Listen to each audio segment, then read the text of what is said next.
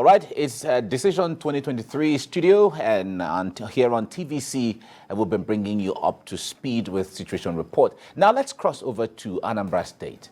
Our correspondent Sharon Ijasan is there to bring us up to speed with the developments there. Sharon, it's good to have you on. I know the day has been really busy from your going here and there, monitoring the election and the voting. What's the situation like right now? Well, it's been a very intense day here in Anambra, and I and my colleague have been going around Anambra State, and despite the peculiarity of the state, it's a good one that we are all here safe and sound, and that almost every polling unit at the moment are actually counting, the votes, and they are actually already sending messages across to the website. So it's a pretty fairly good day here in Anambra. I'm talking to Bamidele Ajayi, who is the correspondent on ground here also. How would you access the activities here today? So let me tell you that against what people might say about today's election, everything went seamless. The turnout was impressive. Even we set out as early as a few minutes after 7 o'clock. It's good to see Nigerians troop out en masse, wanting to come out to at least participate in this exercise. Even some of our early videos we have in the morning were some aged senior citizens struggling, because there was this no movement situation that people were coming out trickling in, ensuring that they locate their polling unit.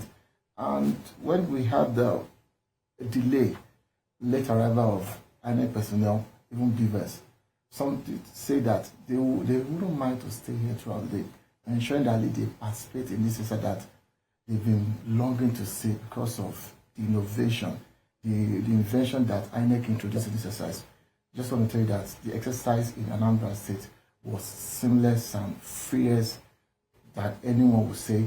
At least they can give thumbs up to the commission. Okay, from my own observation on the field also too, I'm very much aware that even the senior citizens said, looking at the years in which they have actually come out to perform their civic duties, that there's an improvement. However, at Oka, there was a local government in Oka. There's a local government in Oka, and we had about 2,000 voters that they were ready to actually perform their civic responsibility, and it was just one beavers that was available, and these youths were very adamant, and I think this is the first time I would see young persons come out in their numbers and insist that until they vote, they are not going to leave the polling units. I think that was really, really impressive. They were already making arrangements to see if they can power up the surroundings so that the INEC official would have the necessary conducive environment to ensure that it's a seamless exercise.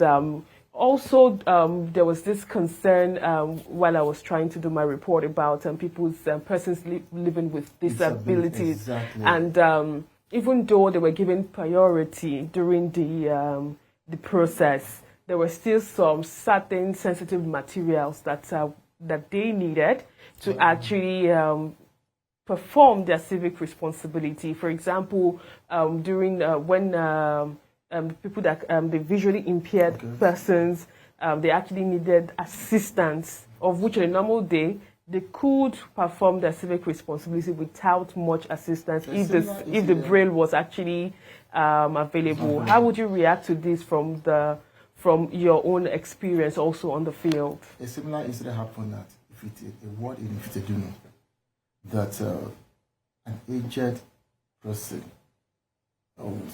living with disability found it difficult to, assess some of the facilities that were available, and also trying to know what will at least do with the beavers. But it took the intervention of the core members and some youth that assisted the man. Even there and there, they were able to read and interpret what those meant in a local language, of which after the exercise, the man was like, So I'm getting to a community very close to Oka, that's Nebo.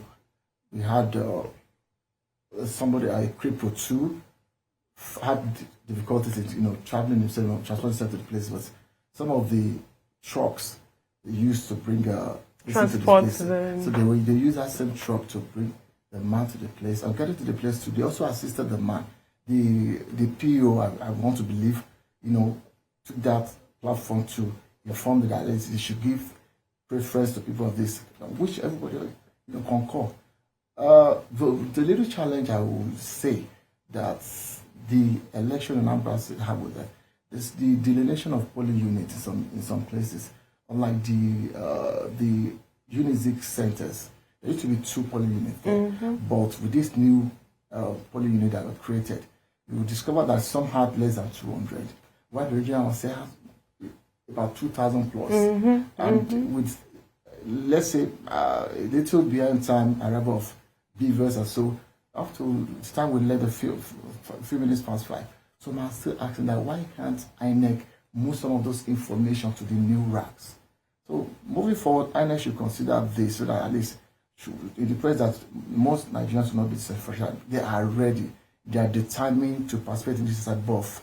The timing is not social, and also the placement of their beavers information does not allow them to kind of, if we're like, how I wish they were given such opportunity like others had not been. But the exercise has been useful so far. Thank you very much for your insights.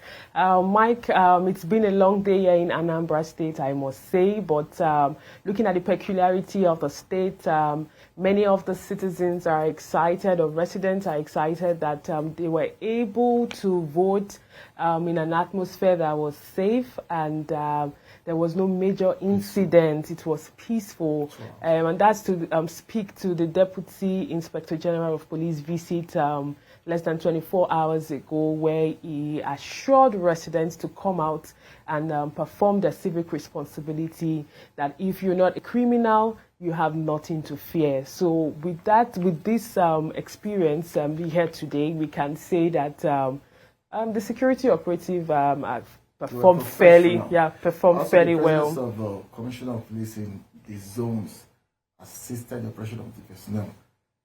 I just want to give it to them. They were professional today, because there were instances that a policeman would love to, but they were so professional and coordinated in the sense that they were able to control the crowd, and even the youth.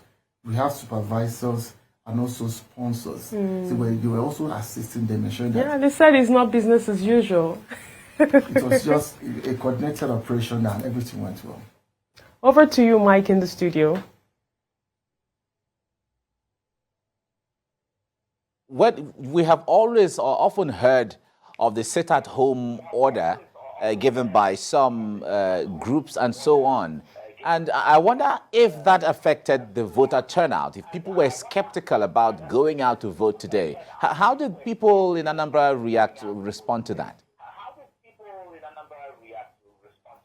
The sit-at-home order did not affect turnout. The turnout in Anambra State was very impressive. Like I said, one particular ward, more than 2,000 persons, and they waited patiently for it to get to their turn. And they said if by nightfall they would switch on the generator, and they will ensure that they perform their civic responsibility. So in Southeast, generally, we have a lot of the voter education, we might say, has improved compared to when people would sit at home and refuse to come out to perform their civic responsibility. The last election, I remember very clearly that I did a story looking at what people were doing when the election process was ongoing. Exactly. I found out that there were people that were playing football. There were people that were playing games. But right now, there's nothing like that here. Right now, everybody is outside. They are excited. They really want to see who the next president will be. And one of the respondents said, "This is serious business. This is serious business. We have to." Some respondents we spoke to were like, some said that was their first time of participating. And also, they believe in INEC, they believe also in the use of beavers, that now Nigeria is ready to conduct an exercise that everybody will live. That's why they said they we're not going to worry that even it's going to take them hours, they will stay. There was this also slogan that they will also be the agents, so that in ensuring that the exercise went as they expect. So it was, as far as this exercise is concerned today, Anambra State went seamless and peaceful. Thank you very much, Sharon Ijasan and Bamidele. It's really nice to see both of you. Thank you.